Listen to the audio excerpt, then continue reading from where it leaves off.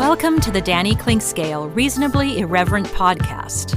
Insightful and witty commentary, probing interviews, and detours from the beaten path.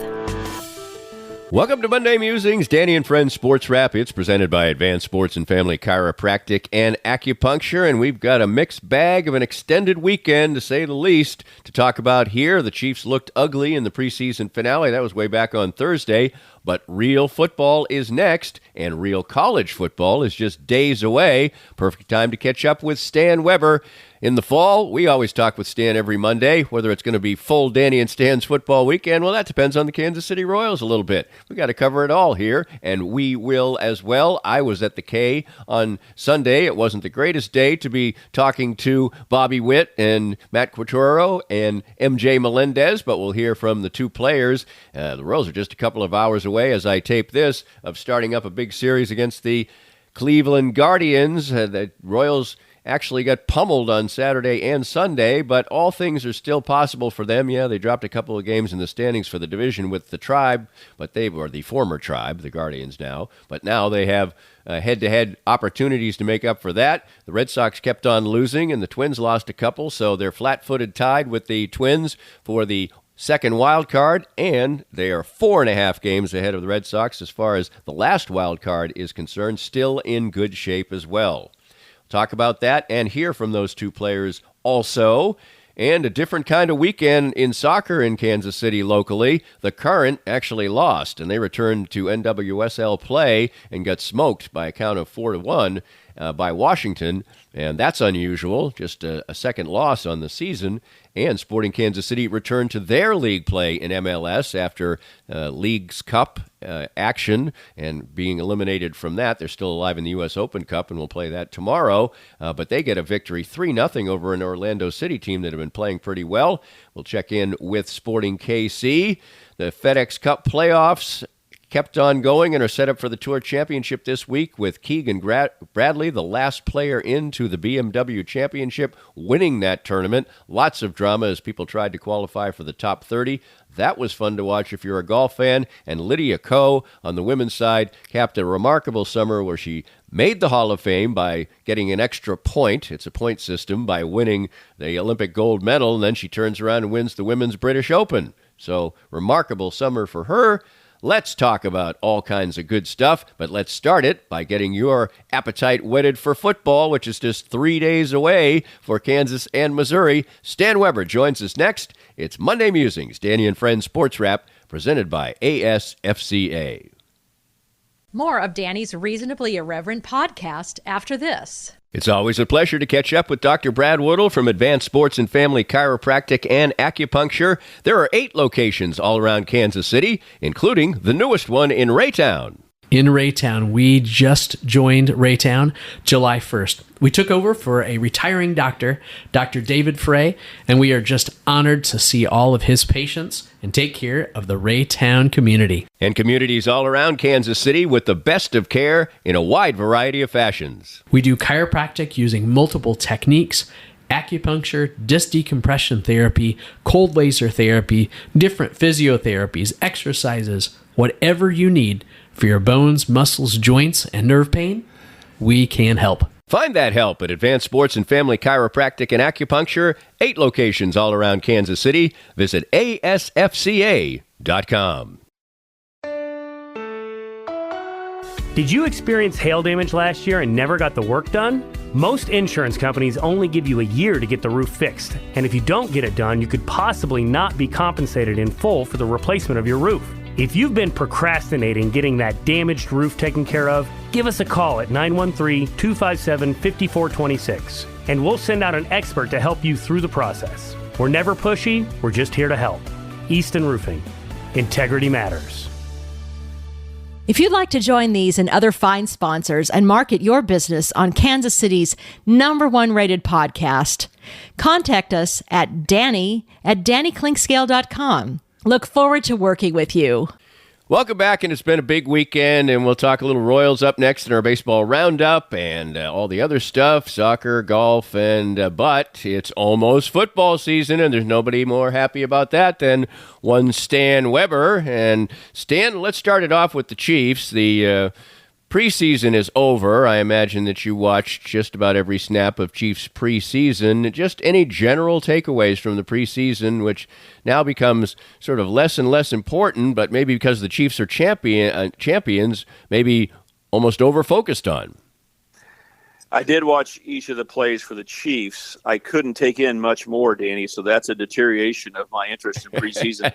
As you know, I'm going to the Danny Klinkskill side of the scale, and you called it out well. We are just around the corner, I think, with the introduction to the public and the Players Association that we ought to have 20 games, but let's just do 2 preseason games and 18 regular season games. You know, with concussions 10 years ago, it was scary to introduce any more physical football, Danny. So they got the 17th game. That went through fairly smoothly. I think it's time, and I believe they're ready to go to 18, which I'm glad. I mean, we don't need these preseason games, and I don't even have to pay for tickets to go out there. I feel so sorry for the fans who go out there. Now, what were my impressions of the Chiefs? I'm glad that Andy Reid said, let's put our guys out there and play a little bit. And because of it, how about that behind-the-back pass from Patrick Mahomes to Travis Kelce?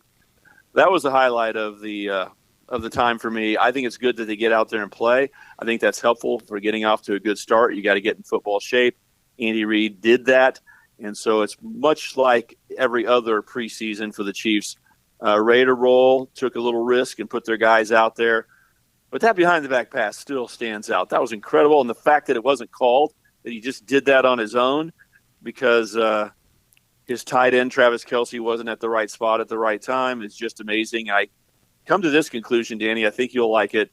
I think Travis Kelce may be the luckiest guy in the world, and he actually appreciates it, okay? Because he could push the salary cap by wanting more money. He could talk about going to bigger markets, and he's chosen to stay in Kansas City under the tutelage of a guy like Andy Reid. But his connectivity with Patrick Mahomes and Mahomes' ability to read what he's going to do when he's off script or not making the right decision is incredible. How many times in the last 5+ years has he gone to the wrong place or chose to do something that may get him in trouble with most coaches, and Patrick Mahomes has the ball floating into his belly for some reason, even where Travis goes, how did you know I was going to do that? And here's another example where he didn't do what he's supposed to, and it becomes a feature play of the fall practice for me for these preseason games. So I just think about Patrick Mahomes' ability to read Travis Kelce has made him an even greater football player. And Travis rarely gets in trouble. He can even go run into the coach like he did in the Super Bowl, and everyone says, oh, it's fine. That's just Travis being Travis. Absolutely the case. Now, one of the areas of concern the Chiefs maybe have addressed a little bit this morning, there's reports out that Juju Smith-Schuster is going to return to the Chiefs, and this is the type of thing that happens when you're a championship team. He could play somewhere else, probably play more, whatever. He's familiar with the Chiefs. They're familiar with him. The Chiefs, you know, their fans embrace the fact that they bring guys back and they really don't do much, but if they make a play or two, they're legendary, and that's kind of where Juju is in an area where the Chiefs have a lot of depth, but they have question marks too. Yeah, no doubt about it. And McCole Hardman is going to make the roster, I believe, Danny, when we get the cuts on Tuesday, and he's a reclamation project. I mean, he was gone and was off to an NFL career that you thought he would be able to be exciting and be a big difference maker, and instead he kind of fumbles his way back to the Chiefs. Just shows you again how well that they've organized themselves and how they can bring the best out in people. I like getting Juju back. I think that's really good. The Chiefs have a lot of wide receivers, Danny, that are NFL 53-man roster ready, but are they really difference makers for the Chiefs and what they need to do? After you get past the first 3 or so, and then you get Justin Watson, who's so reliable, you start looking around and say, could we upgrade this position? And by bringing in a guy who's been a Chief just recently, knows the system, the Chiefs, again, continue to make great moves. I'm in favor of that. It's going to be a tough cut. It's probably the hardest position for them to figure out right now. What are they going to do with Hollywood Brown injured, but probably going to be available for week 2 or week 3, Danny? He'll have to be on the regular 53-man roster. So I think they'll keep an extra receiver. I've thought all along they're probably going to have to keep 7. They kept 7 last year without injury issues. I think they may do that again because of Hollywood's situation, but I love bringing Juju back. And this probably isn't done yet for the Chiefs. You look at the defensive end, edge rusher position, and even the running back, Danny. I think there could be a little movement that some cuts around the NFL might be pulled back into Kansas City. So even if you make the 53-man roster, I know a guy who made the 53-man roster, and then 2 days later he was cut. He's like, I thought I made the 53-man roster. I've been nervous for a month. I thought I made it. It was so funny because he was naive. He's out of college. He didn't realize that in the NFL you can still get cut on any day. So everyone's got to keep their head up, even if they supposedly make this first cut, Danny. With other cuts around, I could see the Chiefs making a move for another position or two, specifically edge rusher opportunities and running back possibilities that may fit in. So the Chiefs are making these moves. They are so far ahead of the curve, and it goes all the way back to how they run the salary cap and how the players are bought in. I think one of the biggest things like last week, Danny, that happened was Creed Humphrey was signed to a big contract, right? And congratulations, he's done a good job. But you know who I look to and I put a focus and spotlight on when I saw that signing? Patrick Mahomes and Travis Kelce. Because they are not eating up the salary cap, Danny. They're allowing guys like Creed Humphrey to get a contract. And if this were a normal case, that money would have gone straight to Patrick Mahomes. And he deserves it. He absolutely deserves it. I think he's like the 9th highest paid annual per year. I said that twice, annual and per year. Okay, yes. Come on, you're a CFO, buddy. Let's go. Yeah, exactly. I'm a CEO now, right? Daniel. I know that. You were a CFO. I know. So you just ditched the CFO part. You don't know numbers I'm just anymore. Slipping. Yeah, I'm slipping a little bit. Looking at the broad picture too much. Right. Those kind of things. But anyway, annually, what he's getting paid is maybe like the 10th in the NFL right now, 8th to 10th. So I just think it's amazing that from those superstar players to the way they structured Patrick Mahomes' contract to the decisions that are being made from ownership all the way down to Andy Reid, the Chiefs are hitting on all cylinders. They are dominating the rest of the league. And these are examples that we're giving right here. So just a general sense for the Chiefs as they're coming into this season, a less stressful year than last year. They're going to rollick and roll. There still will be some consternation. Where are you lying right now? Well, I thought, Danny, when you look at the history of the NFL, they talk about teams not three-peating, how hard it is to repeat. It was all the way back to the early 2000s that the Patriots did it. The Chiefs actually had that same dip last year. That was an off year for them. Right. But they caught a giant break that the rest of the NFL was off. And you're relying on Brock Purdy to win a Super Bowl if you're San Francisco. They're a very good team, but that was Brock Purdy out there trying to win it against the Chiefs. And then otherwise, Buffalo and Cincinnati and Pittsburgh and New England were just not factors. So the Chiefs did a great job. You and I rooted for the Dallas Cowboys back in the day, Danny, and we know this happens, right? When the Cowboys would win a division or go to the NFC Championship game or even get to the Super Bowl or win in a year that wasn't supposed to be their year. For instance, 1975. That'll ring a bell with you, Danny. Most people listening probably weren't even alive then. But in 1975, well, the Chiefs won a Super Bowl last year. So, yes, Danny, I do think that Super Bowl was the end result. But the whole year, the receivers were a struggle. There were issues on the team. It was their off year. Just things didn't go right, didn't feel right. The Raiders whipped them on Christmas Day at home. I think they're going to bounce back and be better this year. Right. Okay, so the simple answer is I think this will be a better version of the Chiefs. I think the receiver position is fixed. We saw Travis Kelce not be injured coming into this year and be on fire at the end of last year.